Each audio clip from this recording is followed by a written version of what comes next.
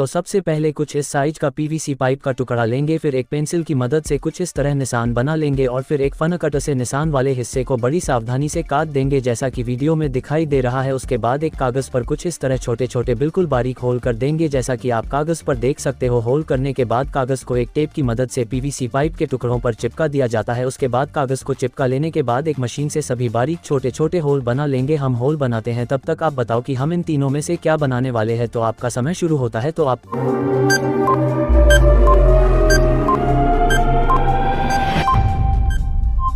का क्या जवाब है कमेंट में बता देना। तो मैं बता देता हूँ कि हम क्या बनाने वाले हैं। तो हम बनाने वाले हैं एक वॉल हैंगिंग लैंप जिसमें बहुत मेहनत लगती है। तो फटाफट लाइक करके चैनल को सब्सक्राइब कर दो। तो फिर बारी बारी से तीनों टुकड़ों में होल कर देते हैं और फिर एक प्रकार की मदद से पीवीसी शीट से गोल गोल टुकड़े बना लेंगे। फिर 3 RGB लाइट लेंगे, फिर उन्हें फेविक्विक से चिपका दिया जाता है और फिर लाइट पर बारी बारी से तार को सोल्डर से चिपका दिया जाता है और फिर उन गोल टुकड़ों को लाइट पर रखकर फेविक्विक से चिपका दिया जाता है। उसके बाद सभी वॉल हैंगिंग लैंप पर ब्लैक कलर किया जाता है। हम कलर करते हैं, तब तक जो भी भगवान हनुमान को मानता है वो कमेंट में जय बजरंग बली लिखेगा और इस चैनल को सब्सक्राइब करेगा। तो फिर कलर करने के बाद लैंप कितने सुंदर दिखाई दे रहे हैं। फिर तीनों लैंप के पिछले हिस्से पर डबल टेप का टुकड़ा बारी बारी से चिपका दिया जाता है। उसके बाद एक मोबाइल का पुराना चार्जर लेंगे और उससे लैंप को चेक किया जाता है जो कि परफेक्ट चल रहा है। तो अंत में आप लैंप को कुछ इस तरह अपने घर के किसी भी हिस्से में लगा सकते हैं। वीडियो अच्छी लगी तो लाइक जरूर करें।